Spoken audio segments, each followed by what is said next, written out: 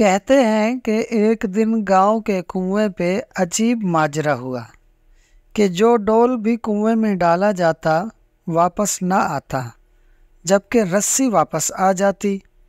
سارے لوگ خوف زدہ ہو گئے کہ اندر ضرور کوئی جنات ہے جو یہ حرکت کرتا ہے۔ آخر اعلان کیا گیا کہ جو بندہ اس راز کا پتہ لگائے گا اس کو انعام دیا جائے گا۔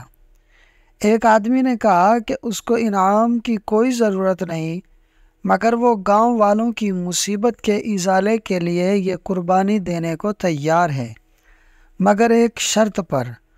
شرط یہ ہے کہ میں کنویں میں اسی صورت میں اتروں گا جب رسہ پکڑنے والوں میں میرا بھائی بھی شامل ہو۔ اس کے بھائی کو بلایا گیا اور رسہ پکڑنے والوں نے رسہ پکڑا اور ایک ڈول میں بٹھا کر اس بندے کو کنویں میں اتار دیا گیا۔ اس بندے نے دیکھا کہ کنویں میں ایک مچھندر قسم کا بندر بیٹھا ہوا ہے جو ڈول سے فوراً رسی کھول دیتا ہے۔ اس بندے نے اپنی جیب کو چیک کیا تو اسے گڑ مل گیا۔ اس نے وہ گڑ اس بندر کو دیا، یوں بندر اس سے مانوس ہو گیا۔ بندے نے اس بندر کو کندھے پر بٹھایا اور نیچے سے زور زور سے رسہ ہلایا۔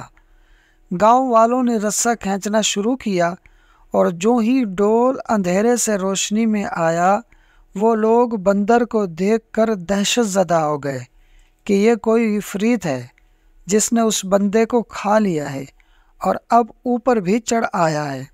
وہ سب رسہ چھوڑ کر سرپٹ بھاگے، مگر اس بندے کا بھائی رسے کو مضبوطی سے تھامے اوپر کھینچنے کی کوشش کرتا رہا تاآ کہ وہ کنارے تک پہنچ گیا۔